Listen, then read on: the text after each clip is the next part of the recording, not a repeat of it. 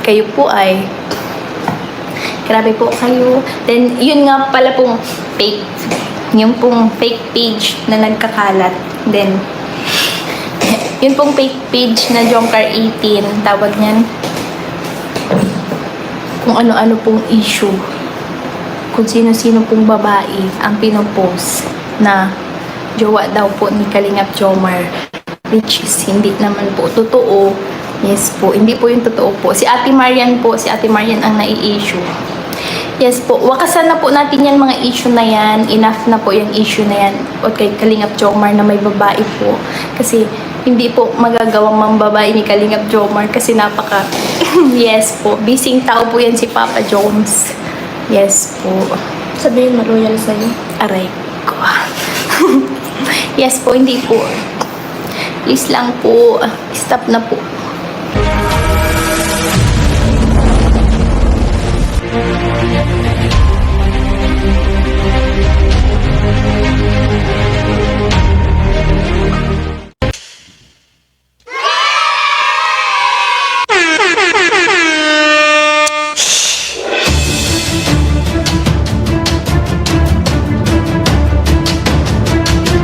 So hello guys, mega love shoutout po sa inyong lahat, no? Happy, ano bang araw ngayon guys? Saturday ba? Happy Saturday sa lahat.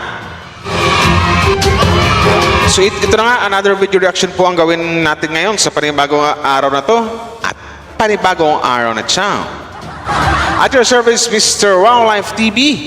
Dito po sa Team Kalingap, mega love shoutout po sa lahat ng Jomcar fans. So alam niyo naman siguro kasi nakita niyo na yung intro ko. So yun na yung i-react natin. Alam naman natin na ito sa Jomcar to, sa Jomcar Matatag fans dito sa mga still na hanggang ngayon na walang mga bashers na walang sawang bumibira or tumitira dito kay Papa Jones sa agom ni Baby Carla. At yun na nga, narinig naman natin na pinagtanggol, malinaw na ipinagtanggol ni Baby Carla ang kanyang agom na wala nang ibang babae ang kanyang Papa Jones. Pero bago tayo magsimula guys, shoutout po sa inyong lahat sa buong Team Kalingap dyan, sa mga Jomcar fans na nakasupport sa akin. Thank you very much po sa inyo. And please do support and subscribe. Suportahan po natin ng buong Team Kalingap sa pangunguna ni Kuya Val Santos Matubang, Kalingap Rab at Edna Vlogs and Boss Kalingap Rab. Hello po sa inyo. Suportahan po natin. Siyempre sa lahat ng mga Kalingap reactors. Andyan yung Vios, Karipa, Watchers, Strikers, at syempre sa lahat ng mga Kalingap charity vloggers, sa lahat ng mga Kalingap partners. So ito na nga, napanood niyo naman, nakuha ko yung clip na yun kasi alam ko yung nakuha yung sa live ni Carla pero naka-private na. Pero alam naman natin na marami ng mga Jomcar fans ang nakakuha ng clip na yun at na-post na sa mga Facebook. So i-react natin. At saka yung yung mga anonymous participant dyan sa Jomcar 18, mga Jomcar 18, makinig kayo. So maraming salamat sa mga nag-like and share guys, no? Thank you very much. So i-react natin uli yung mga sinasabi ni Carla dito na kasi ay malamang talaga maramdaman ni Carla na talagang hanggang ngayon na maraming tumitira sa kanyang boyfriend or sa kanyang agom, di ba? Na maraming nililink na babae, nangunguna si Joy, tapos mayroon pa daw sa sunod may anak na naman na may babae, may anak na daw si Jones, sumunod naman si Marian. So wag na tayo magtaka kung ano naman yung may isipan ng mga basher na anonymous participant, kung sino naman kayo yung mapupusuan nilang itandem kay Papa Jones or na ililink nila kay Papa Jones or kay Kalingap Jomar. Lahat na lang. Ang pugi mo kasi Papa Jones. Pero ang mas maganda lang kasi dito guys sa mga Jomcar Matatag fans, sa mga ang maganda lang dito Kalingap, at least si Carla nagsalita na at talagang literal na ipinagtanggol niya ang kanyang Papa Jones or ang kanyang agom. So yun ang maganda doon. Diba? Nagsalita na rin siya. So papakinggan natin. Na-play ko naman to sa intro ko. So dito uli, pakinggan natin uli. Maganda yung papakinggan natin uli guys. So asa na pala yun ito. Pakinggan natin. Kayo po ay grabe po kayo. Then yun nga pala pong fake. Yung pong fake page na nagkakalat. Then Yun pong fake page na Jomcar18. Oh, shoutout sa Jomcar 18. Sinasabi ko sa inyo, sa lahat ng mga Kalinga fans na andyan sa Jomcar 18, wala nang panahon para magtambay kayo dyan. Alisan nyo na yan. Alisan nyo na. Kasi habang tumatagal, lalong dumadami yung member ng Jomcar 18 na fan page, or sabi ni Carla, fake page. Fake yan, hindi yan Jomcar, kasi pag ikaw Jomcar talaga yan, legit na Jomcar 18 na fan page yan, di malamang ang mga post dyan, puro papuri or something like na masasabi nating mga fans ng Jomcar ang mga andyan. Pero masasabi natin nga fake yan na Jomcar 18 kasi nga dyan namumugan ang mga bashers. Kay Papa Joms, kay Joy Diwata, kay Viancy, sa buong Team Kalingap, dyan namumugat. Diyan nagsisimula. So, wala lang basehan para magtambay kayo dyan ng mga, baka may mga Jomcar fans dyan or HC, Junatics, Barmy Chris na andyan, alisan nyo na. Kasi yan yung mga nambabash sa mga idol nyo. Diyan nagsisimula. So, asan na yung sinabi ni Carla dito? Okay, i-play natin uli. Ang tawag niyan, kung ano-ano pong issue. Kung sino-sino pong babae ang pinopost. O, di ba? Kung sino yung mga babae ang pinopost. Jowa daw po ni Kalingap Jomar, which is hindi naman po totoo. O, yan na ha. Yung mga naglilink kay Papa Joms, sampal to sa mga pag-uutak nyo, lalong-lalo na yung mga litsing, mga anonymous participants na yan. Oh, si Carla na araw-araw kasama ni Carla to. Or sabihin natin hindi araw-araw, o sabihin natin madalas na nakikita or madalas sila magkasama ni Papa Joms. Nagsalita na rin ng isang baby Carla na walang katotohanan yung mga, ito ulitin natin, nasa na yun? Ano pong babae ang pinopost na jowa daw po ni Kalingap Jomar, which is hindi naman po totoo. O yun na, hindi totoo. Yung mga naglilink kay Papa Joms dyan, na nagsasabing jowa daw, or sa iba nga, sabi nga may anak na daw si Papa Joms. So, binigyan na ng magandang sagot, pilino na ng isang baby Carla na walang katotohanan yung mga bintang ng mga bubong anonymous participants na andyan sa Jomcar 18 na fake page. Yan. Ang agom na yung nagsalita, ang nagpaliwanag, tigil-tigilan nyo na si Papa Joms.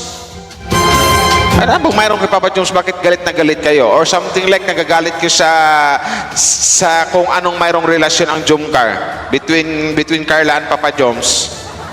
Magtigil-tigil lang kayo, ganyan. Sus ko po, ang tatanda nyo na hanggang ngayon, nang babash pa rin kayo. Hindi kayo nahiya sa mga sarili nyo? Mahiya naman kayo sa mga sarili nyo. Hanggang ngayon, nang babash pa rin kayo. Mga may edad na kayo, matatanda na kayo. Yung iba dyan, bungal na, or something like, puro na lang gilagid. Yung iba dyan, lubog na yung pisngi. Yung iba dyan, nakatungkod na. Pero ang gawa nila, nang babash pa rin. My God!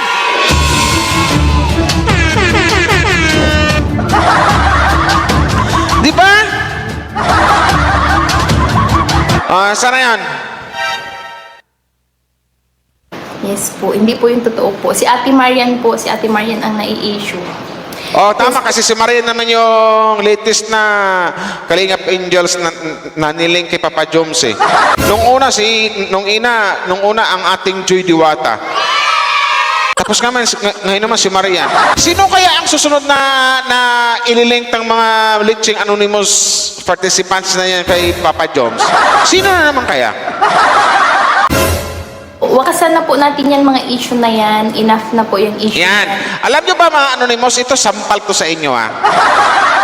Ito sampal to yung mga damuho kayo. Ito lang yan. Alam nyo ba kung bakit nagsalita si Carla? Or alam nyo ba kung bakit nagsalita na si Carla? At alam nyo ba kung bakit pinagtanggol niya si Carla? Yan kasi yung mga ginagawa ng mga taong yan yung mga taong literal na gawin nila sa mga taong mahal nila, ipagtatanggol nila. Bakit nagawa ni Carla yan? Mahal niya ang isang Papa Joms, ang isang Kalingap Jomar. Nagabulol-bulol ako. Yan, kaya nagsalita si Carla. mahal niya si Kalingap Jomar. Kaya pinagtanggol ni Carla, mahal niya ang kanyang Papa Joms. Sinabi niyang walang katotohanan yung mga sinasabi ng mga litsing anonymous na dyan sa Jom Carl 80 na fake page. Walang mga katotohanan yan galing kay Carla. Bakit tinasabi? Yun ang totoo. May babae si Papa Joms, isa lang. My girlfriend si Papa Joms, isa lang. Hindi si Joy, hindi si Marian, o kung sino-sino pa yung mga babae, yung mga pinagsasabi ng mga anonymous participants. Nag-iisa lang ang babae ni Papa Joms, kundi ang isang Carla Tupular. Di ba?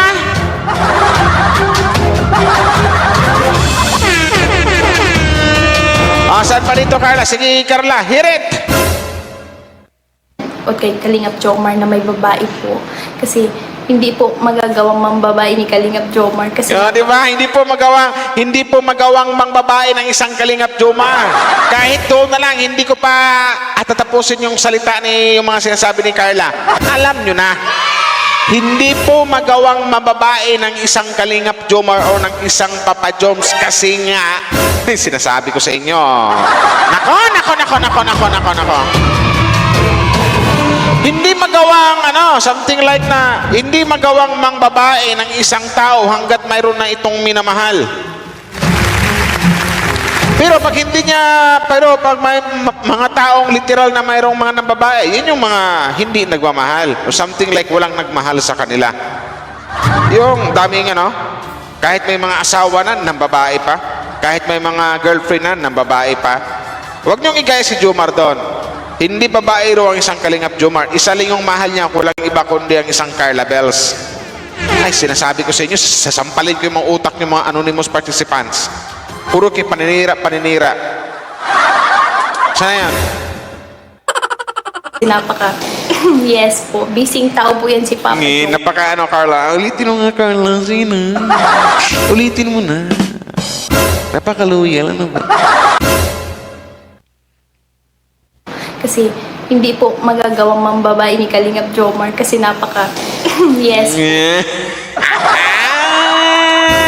La. Bising tao po yan si Papa Jomar. Sana all. Di ba? Hindi nga daw magawa ng isang Papa Joms na mambabae. Alam nyo na ang ibig sabihin nun, mga anonymous participants. Kung bakit nasabi ni Carla yon. Ang sinasabi ko kasi ramdam na ramdam kasi ng isang Carla Bells or ng isang Bibi Carla na talagang mahal na mahal siya ng isang Kalingap Jomar. Yun yan.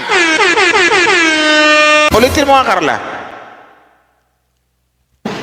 Kasi hindi po magagawang mambabae ni Kalingap Jomar kasi Di ba? yes. Hindi magawang mangbabae ng isang Kalingap Jomar.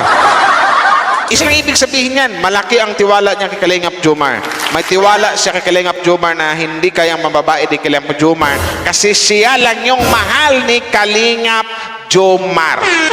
At yon ang totoo. Yan. Next time, kung magawa-gawa kayo ng kwento, yung yung magkaroon ng something like na makaramdam ng kaba yung mga Jomcar fans. Hindi yung gumagawa-gawa kayo ng kwento tapos nakakatawa lang. Isa lang ibig sabihin niya. Ang ibig kong sabihin nun, mga bubok yung magawa ng kwento or magawa-gawa ng kwento dito kay Kalingap Jomar. Syungak-syungak mga tanga. Saan ba yun? Go! Yes po, bising tao po yan si Papa Joms. Tama, bising tao po yan si Papa Joms. Sana all Papa Joms. Di ba? Yes po. Sabihin mo, loyal sa'yo. Aray. Sabihin mo daw, Carla, na loyal sa'yo. Ano ba? Sige na.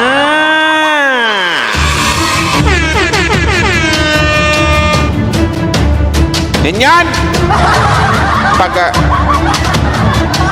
Itong mga utak ng mga anonymous to, ang sarap pagkukutusan yung mga utak niyo tapos utak niyo gawing sisig.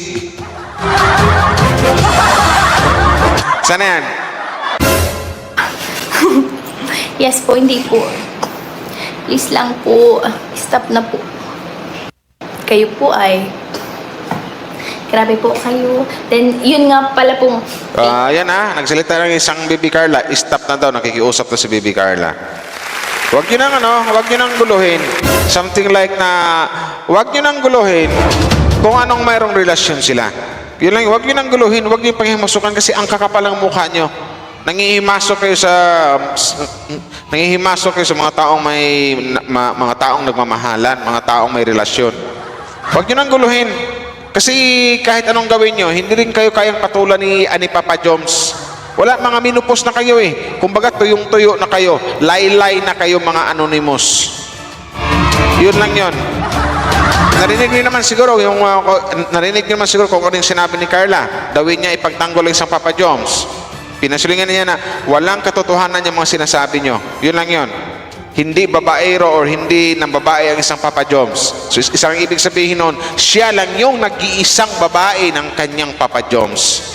Siya lang yung mahal na mahal ni Papa Joms, wala ng iba. Kaya yung manililink nyo, noong una, nadawit ang ating Joy Diwata, sumunod yung may anak na si Papa Joms. So yun pala, nalaman-laman, kaibigan ni Papa Joms, kasama pa si Carla. O di ba, mga bubong anonymous, suntukin ko yung mga utak nyo eh. Tapos, sa sunod, si Maria na naman, mga syungak-syungak ng mga litsing anonymous na to. Yan, at least, maganda to. Nagsalita na si Baby Carla. Pero naka-private yung live. Pero matinik yung mga Jumcar matatag fans eh. Nakuha nilang ma-screen record talaga. So, yung na-react natin. Na-react na rin ito ni Miss Sims Live. Na-react na din ni July Paunel. I don't know sa ibang mga Kalingap reactors. So, mas maganda na rin to nagsalita si Baby Carla.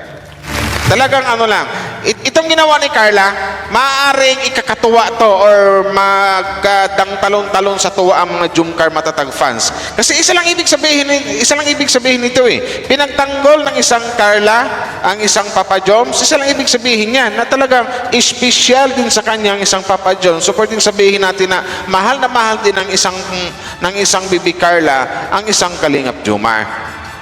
Kasi kung wala siyang pakialam dito, hindi pag-aksayan o hindi magsasalita ang isang Carla Tupular. Dito lang pinaramdam. Dito sa panawagan ni Carla o dito sa sinabi ni Carla, pinaramdam lang nila sa mga Jumcar fans. Pinaramdam na ni Baby Carla na ang Jumcar, siya at saka yung kanyang Papa Joms, si Carla at saka si Kalingap Jomar ay totoo sa isa't isa. Mag-agom sila. Hindi babaero or hindi ng babae ang isang Papa Joms. Galing na yan mismo sa bunganga ng isang Carla Tupular. So kayong mga anonymous, mga litchi talaga kayo. Sino na kayang maiisipan yung sunod na i-link nyo kay Aki Papa Joms? Yun lang yan. Nakiusap na si Baby Carla ha. Tigil-tigilan nyo na yung pag-i-issue nyo kay Papa Joms. Pagdikit-dikit na lang kahit sino na lang mga babae. Ito na alam ko namang masasaktan kayo sa mga sinasabi ni Carla. Pinaramdam lang din ni Carla sa mga litsing anonymous participants na yan kung gaano ka-importante or kung gaano kamahal ni Carla ang isang Kalingap Jomar. Iwan ko na lang kung hindi nyo pa maintindihan yung mga anonymous. Mga literal na bubo na talaga kayo. Nagsalita na si Carla. So ibig sabihin yan, talagang kinontra kayo, pinagtanggol niya si Papa Joms. So it means to say, mahal na mahal niya ang isang Kalingap Jomar. So maraming salamat guys. Hanggang dito na lang At least na-react po natin yun. Maraming salamat sa mga nag-like and share. Happy Saturday sa lahat ng Kalingap at sa mga Jumcar matatag fans. Shoutout po sa inyo, siyempre sa EDC, Junatics, and Mikris, sa buong Team Kalingap. Babush! Salamat sa mga nag-like and share.